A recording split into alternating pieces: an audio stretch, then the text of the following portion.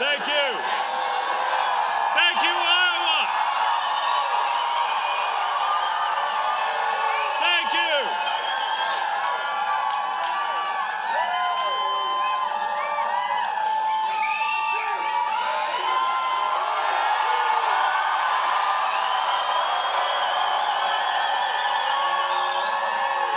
Thank you.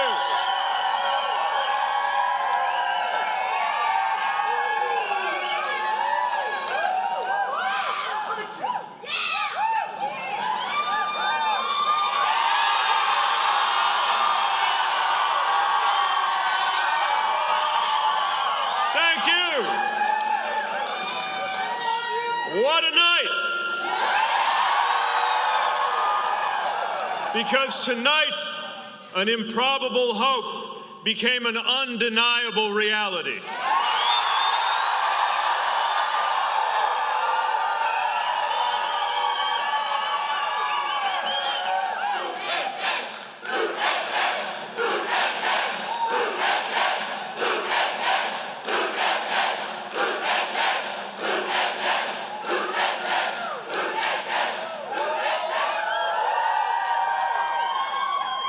So we don't know all the results. But we know by the time it's all said and done, Iowa, you have shocked the nation.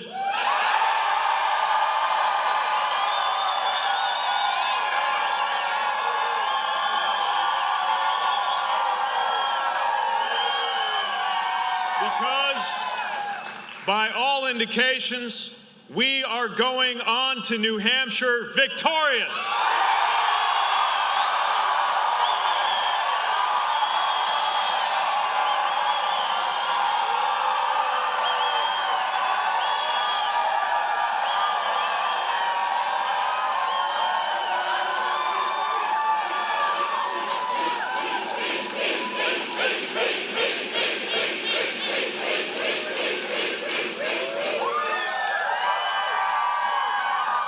You know, 1 year ago, it was in the deep freeze of an Iowa January where we began this unlikely journey to win the American presidency. We weren't well known, but we had a new idea. The idea that at this moment when Washington has never felt further from our everyday lives, a middle-class mayor from the American Midwest could carry the voices of the American people all the way to the American Capitol and make sure they're actually heard.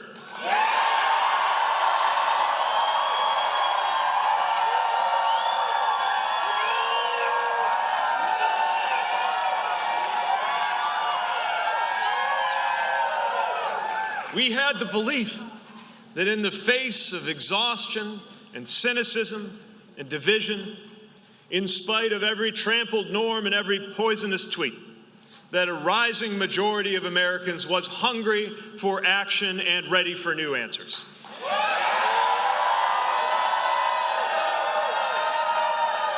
We could see an American majority yearning for leadership to rally us together behind bold ideas to make a difference in our lives. We saw that Americans were ready to come together, but our politics were not. And to seize this moment, we needed a new path forward, a path that welcomed people instead of pushing them away, brought them together instead of driving them apart, because this is our best and maybe our last shot.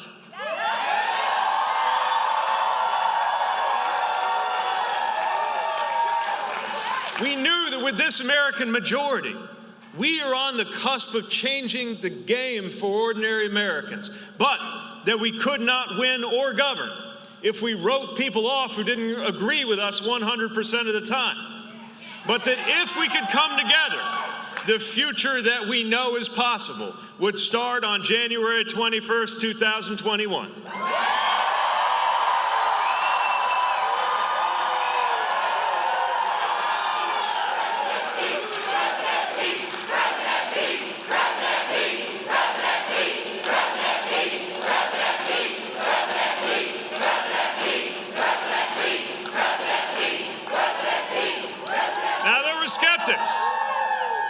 An awful lot of skeptics. who said, "Not now, not this time. All this talk of belonging and of bridging divides is too naive, too risky." So tonight I say with a heart full of gratitude, Iowa, you have proved those skeptics wrong.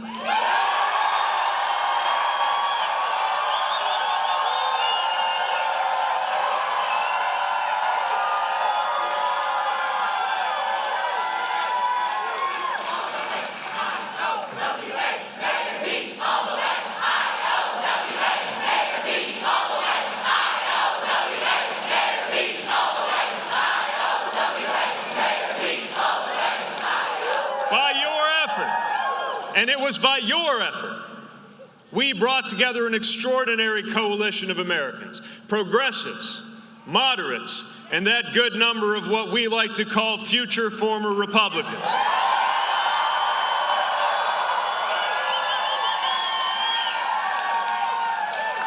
And that's how we're going to win in November. Because it's about adding people to our cause, adding to our majority. That is how we will guarantee that on the day Donald Trump leaves office, we'll be ready to move America forward into the era that must come next.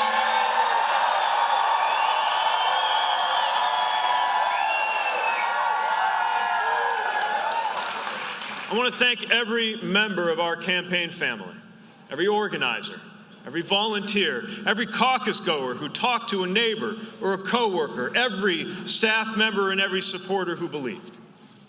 And anyone who shares our vision can join the 750,000 grassroots supporters fueling our movement and chip in right now at PeteForAmerica.com.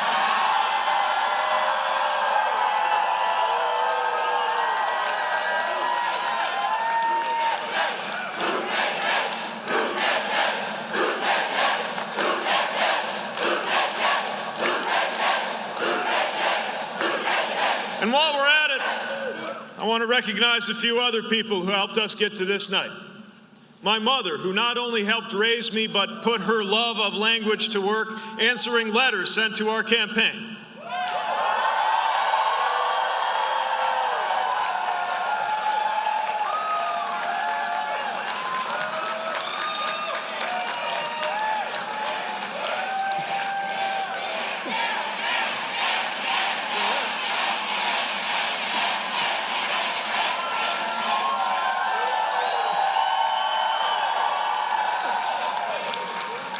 My father, who left us just in the very early days of this journey, but whose own journey to this country made tonight possible in the first place.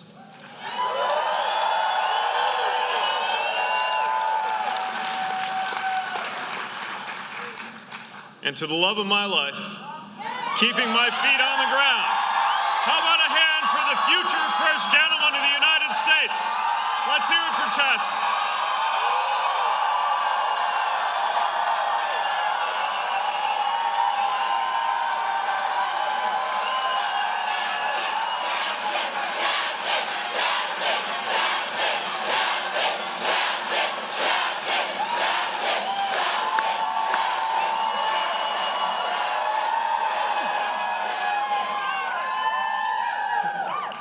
I also want to congratulate my fellow Democratic competitors in this diverse and formidable field. For months, we have been having an honest and respectful but vigorous debate about the course of our party and the future of this nation. And tonight, Iowa chose a new path.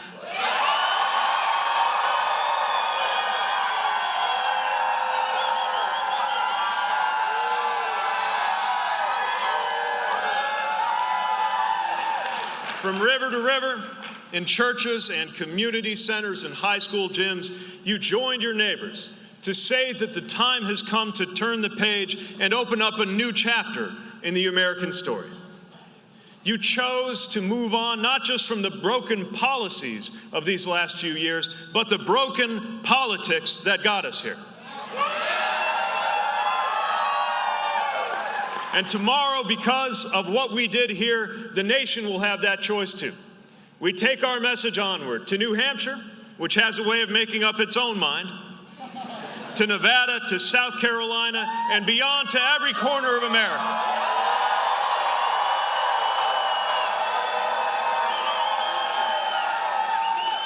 And as we do, we will be building the movement that not only will win the election against Donald Trump, but win the era for our shared values.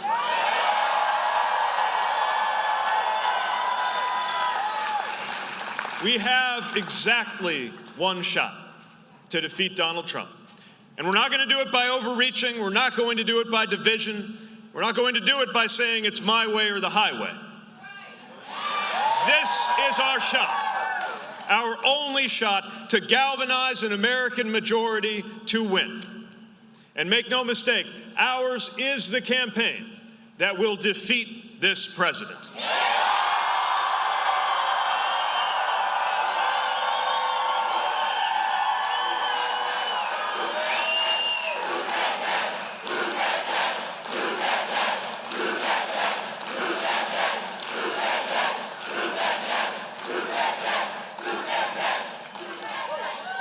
A president who cuts taxes for corporations while crushing the rights of workers to organize ought to have to compete with a middle-class mayor who entered politics fighting for auto workers and actually lives and works in the industrial Midwest.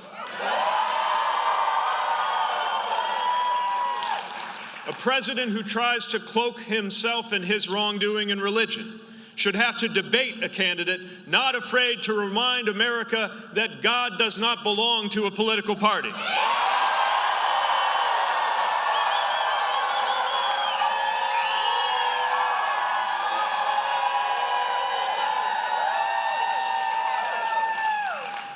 And a president who avoided serving when it was his turn should have to stand next to a veteran ready to show what troops deserve from a real commander-in-chief.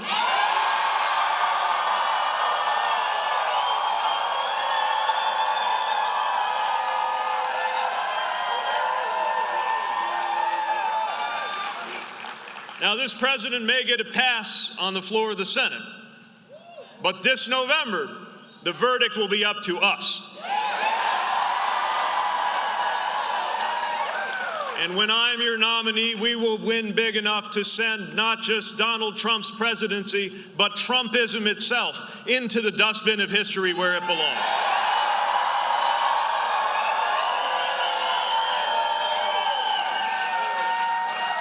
Something is stirring in America right now. You can feel it. We saw it tonight. In the bluest counties and the reddest, in rural towns and industrial cities, in big communities and small, and the suburbs in between.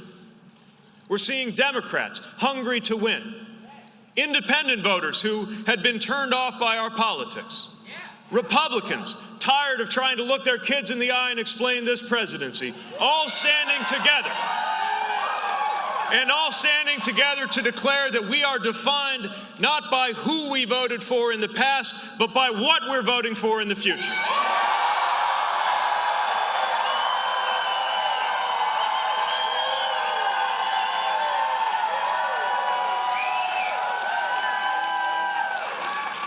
This is the coalition that no pundit saw coming. And it's the coalition the president won't see coming either. It's a majority we're assembling to agree not just on who we're against, but on what we are for. We are unifying a rising American majority ready to raise wages and empower workers in this fast-changing economy. A majority ready and determined to put an end to endless war. A majority committed to bringing about a day in America where your race has no bearing on your health, your wealth, your access to education, or your relationship with law enforcement.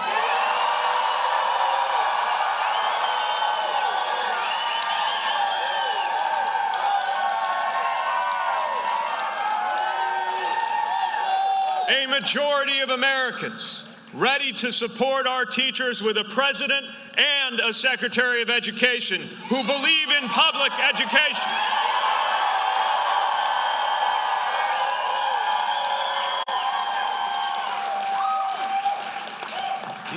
Those Americans are counting on us to come together and act, and they cannot wait.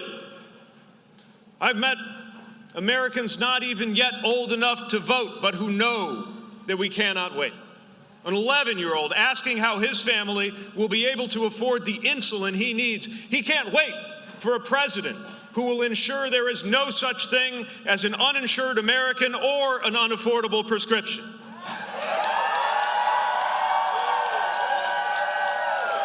The 14-year-old who let me know she's already written out a basic will because she's terrified the next day in school could be her last, cannot wait for a president who will see to it that she can walk into her school free of fear.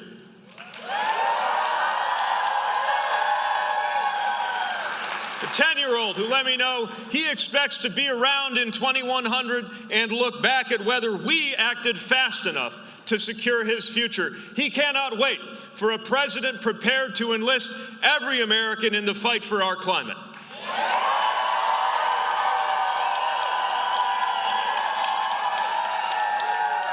We are running for them.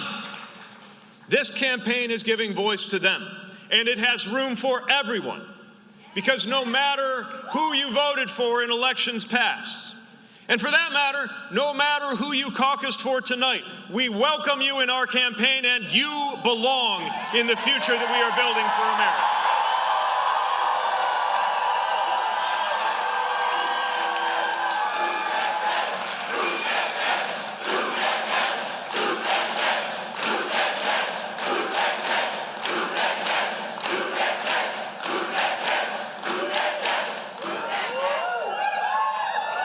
Whether you're a young woman with autism in Muscatine or a veteran battling addiction in Claremont, you belong. Whether you clean hotel rooms in Las Vegas or are getting a new business up and running in Charleston, you belong. I believe the presidency has a purpose. And the purpose of our American presidency is not the glorification of the president. It is the unification and the empowerment to the American people to solve these big problems.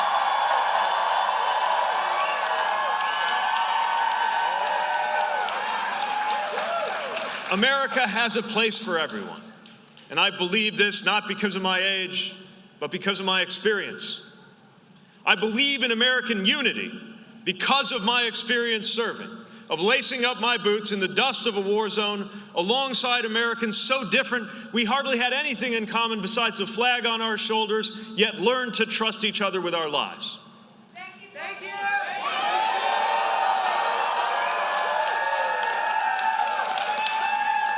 I believe in American boldness because of my experience governing, guiding a city once called dying out of the shadows of our empty factories and into a brighter future.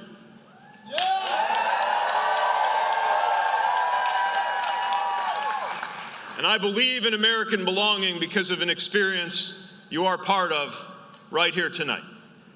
Looking out at you and remembering how it felt to be an Indiana teenager, wondering if he would ever belong in this world. Wondering if something deep inside him meant that he would forever be an outsider, that he might never wear the uniform, never be accepted, never even know love. And now that same person is standing in front of you, a mayor, a veteran, happily married, and one step closer to becoming the next president of the United States.